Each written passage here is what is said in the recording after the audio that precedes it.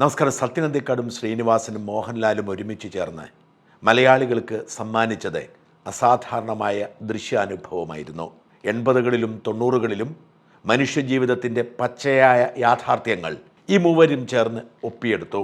മലയാളികൾ ഇതുപോലെ സിനിമ ആസ്വദിച്ച ഒരു കാലമുണ്ടായിരുന്നില്ല. എന്നാൽ പിന്നീട് സിനിമയിലെ കഥ അപ്രത്യക്ഷമാകുന്നു. അതിന് പ്രധാനപ്പെട്ട കാരണം മനുഷ്യജീവിതത്തിനുണ്ടായ മാറ്റമാണ്. സാധാരണ മനുഷ്യരുടെ വേദനകളും നൊമ്പരങ്ങളും പ്രതീക്ഷകളും സിനിമയുടെ കഥയായി മാറുമ്പോൾ എന്നെക്കുറിച്ചാണല്ലോ എന്നുള്ള തോന്നലായിരുന്നു സിനിമയിലേക്ക് ജനത്തെ ആകർഷിച്ചിരുന്നത്. സിനിമയുടെ സാങ്കേതിക വിദ്യയ്ക്ക് മാറ്റമുണ്ടാകുന്നു, മനുഷ്യജീവിതം അടിമുടി മാറുന്നു, സിനിമകൾ നമ്മളിൽ നിന്നും അകന്നു പോകുന്നു. പുതിയ തലമുറയുടെ സിനിമാസ്വാദന രീതിയും പഴയ തലമുറയുടെ രീതിയും വ്യത്യസ്തമാകുന്നു. സിനിമകളിൽ അച്ഛനും അമ്മയും ഒന്നും ആവശ്യമില്ലാത്ത കാലഘട്ടം രൂപപ്പെടുന്നു. എന്നാൽ ഇതിനിടയിൽ ഇടയ്ക്കിടെ ചില സിനിമകൾ ശാന്തമായ ഒരു ഇളം തെന്നൽ പോലെ നമുക്കിടയിലൂടെ ഇങ്ങനെ വീശിപ്പോവാറുണ്ട്. അത്തരം പല സിനിമകളും നമ്മൾ അറിയാറില്ല എന്ന് മാത്രം. എന്നാൽ ചില സിനിമകൾ ഒരു പബ്ലിസിറ്റിയും ഇല്ലാതെ തന്നെ നമ്മളെ ഓടി വന്ന് കെട്ടിപ്പിടിച്ച് കീഴടക്കും. അങ്ങനെ ഒരു സിനിമയാണ് ഈ ക്രിസ്മസ് കാലത്തിറങ്ങിയ നിവിൻ പോളിയുടെ സർവം മായ എന്ന സിനിമ. ഒരാഴ്ചയ്ക്ക് ശേഷം യാദൃച്ഛികമായാണ് ആ സിനിമ കാണുന്നത്. എന്നാൽ അത് കണ്ടു കഴിഞ്ഞപ്പോൾ ആ സിനിമയിലെ നായകനെ കെട്ടിപ്പിടിക്കാനെത്തിയ ഇളം കാറ്റ് പോലെ എന്നെയും ശാന്തമായ ഒരു വികാരം കെട്ടിപ്പിടിച്ച ഫീലായിരുന്നു.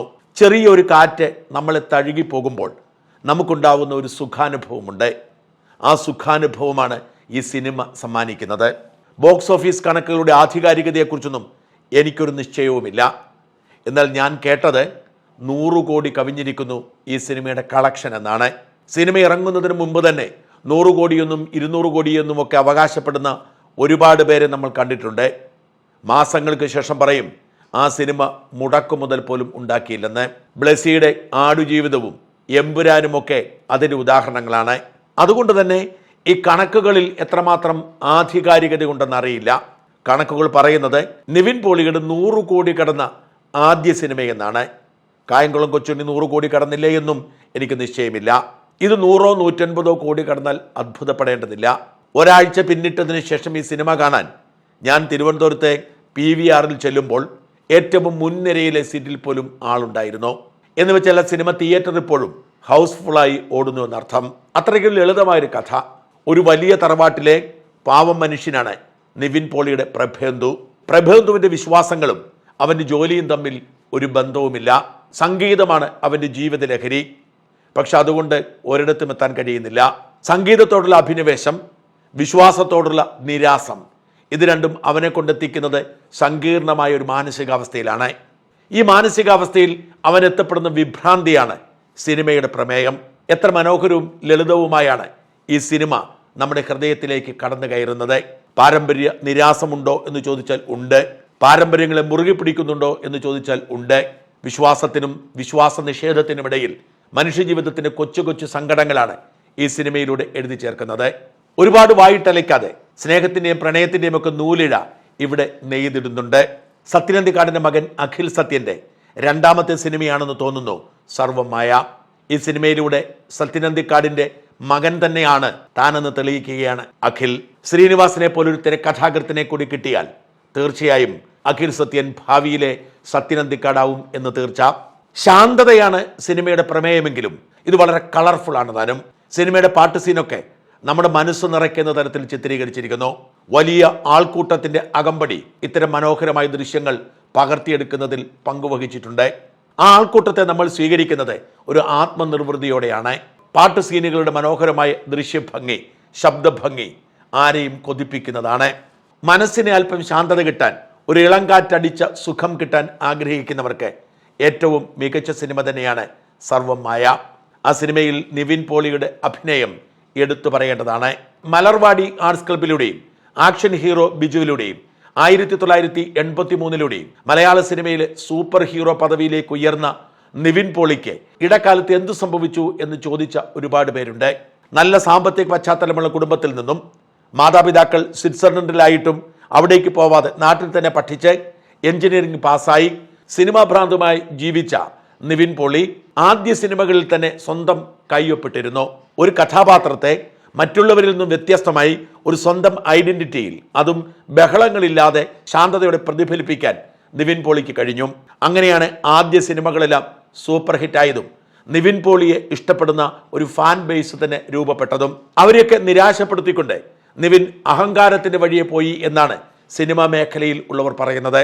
സിനിമയിൽ അപ്രതീക്ഷിതമായി ഉണ്ടായ വളർച്ച നിവിനെ അച്ചടക്കമില്ലാത്തവനാക്കി മാറ്റിയെന്നും സമയനിഷ്ഠ പാലിക്കാതെ വരികയും സിനിമയ്ക്ക് ആവശ്യമായ ഡെഡിക്കേഷൻ ഇല്ലാതെ വരികയും ഒക്കെ ചെയ്തത് നിവിൻ്റെ കരിയറിനെ തകർത്തു എന്നാണ് പറയുന്നത്. അഹങ്കാരി എന്ന പേര് നിവിൻ പോളിക്ക് പെട്ടെന്ന് വന്നു. ഒപ്പമാണ് തൻ്റെ ശരീരം ശ്രദ്ധിക്കാത്തത് കൊണ്ട് ഭാരം കൂടുതൽ ഉണ്ടായത്. അങ്ങനെ നിവിൻ പോളി പതിയെ പതിയെ സിനിമയിൽ നിന്നും അപ്രസക്തനാവുന്നു. നിവിൻ പോളിയുടെ അവസരമാണ് നിവിൻ്റെ ബന്ധു കൂടിയായ ടോവിനോ തോമസ് കരസ്ഥമാക്കുന്നത്. നിവിൻ്റെ സൗന്ദര്യമോ നിവിൻ്റെ അഭിനയശേഷിയോ ഇല്ലാതിരുന്നിട്ടും കഠിന പ്രയത്നം കൊണ്ടും അച്ചടക്കം കൊണ്ടും ആത്മാർത്ഥത കൊണ്ടും സിനിമയെ കീഴടക്കിയ ടോവിനോ തോമസ്. വാസ്തവത്തിൽ നിവിൻ്റെ അവസരമായിരുന്നു ടോവിനോ കൊണ്ടുപോയത്.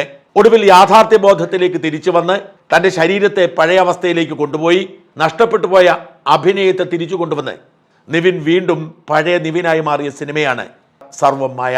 ഈ കാലയളവിൽ നിവിൻ്റെ ചില സിനിമകൾ ഇറങ്ങിയെങ്കിലും അതിലൊന്നൊരു നിവിൻ ടച്ച് ഉണ്ടായിരുന്നില്ല. എന്നാൽ ശാന്തമായ ഊഷ്മളതയോടെ കഥാപാത്രങ്ങളെ സമീപിക്കുന്ന നിവിൻ പോളി തിരിച്ചു വന്നിരിക്കുന്നു. അസാധാരണമായ അഭിനയ ശൈലിയിലൂടെ തമാശ എന്ന് പറയാൻ കാര്യമായില്ലാത്ത ബെണ്ണും ചോറുമൊക്കെ തമാശയായി മാറിയത് നിതിൻ്റെ സ്വതസിദ്ധമായ രീതിയിലൂടെയാണ്. അങ്ങനെ മലയാളികൾ ഏറെ നെഞ്ചോട് ചേർത്ത ഒരു നടൻ വീണ്ടും തിരിച്ചു വന്നിരിക്കുന്നു. സൂപ്പർ സ്റ്റാർ മോഹൻലാലിൻ്റെ വൃഷഭവും നീണ്ട ഇടവേളയ്ക്ക് ശേഷം പ്രതികാരവാഞ്ചിയോടെത്തിയ ദിലീപിൻ്റെ ഭാഭ ബായുമൊക്കെ എട്ടുനിരയിൽ പൊട്ടിപ്പൊളിഞ്ഞപ്പോഴാണ് അധികം ആരവമില്ലാതെ നിവിൻ പോളിയുടെ സർവമായ സൂപ്പർ ഹിറ്റായി മാറിയതെന്ന് ഓർക്കണം. റിയ ഷിബു എന്നു പേരുള്ള ഒരു നടിയാണ് നിവിൻ്റെ നായികയായി രംഗപ്രവേശം ചെയ്തത്. വളരെ അനായാസമായി എന്നാൽ അതിസ്വാഭാവികമായി ആരുടെയും മനസ്സിൽ ഇടം പിടിക്കുന്ന തരത്തിലാണ് റിയയുടെ അഭിനയം. ഈ സിനിമ കാണുന്ന സകലരും റിയയെ സ്വന്തം ഹൃദയത്തോട് ചേർത്ത് വയ്ക്കും. അത്രയും ആയാസരഹിതമായ ലളിതമായ അഭിനയമായിരുന്നു റിയ കാഴ്ചവെച്ചത്. അജു വർഗീസിന്റെ കാര്യം പറയേണ്ടതില്ല. കിട്ടുന്ന ഏത് റോളും ഭംഗിയായി അവതരിപ്പിക്കാൻ അജു വർഗീസിന് എക്കാലത്തും കഴിയാറുണ്ട്. ഇവിടെയും അജു അതിൽ വിജയിച്ചിരിക്കുന്നു. സംവിധാന മികവും അച്ചടക്കമുള്ള എഡിറ്റിങ്ങും അപൂർവമായ ദൃശ്യഭംഗിയും എടുത്തു പറയേണ്ടതാണ്. സിനിമ കണ്ട് സമാധാനത്തോടെ സന്തോഷത്തോടെ വീട്ടിലേക്ക് മടങ്ങാൻ ആഗ്രഹിക്കുന്നവർക്ക് ഏറ്റവും മികച്ച സിനിമയാണ് സർവമായ എന്ന് പറയാതിരിക്കാൻ നിവൃത്തിയില്ല.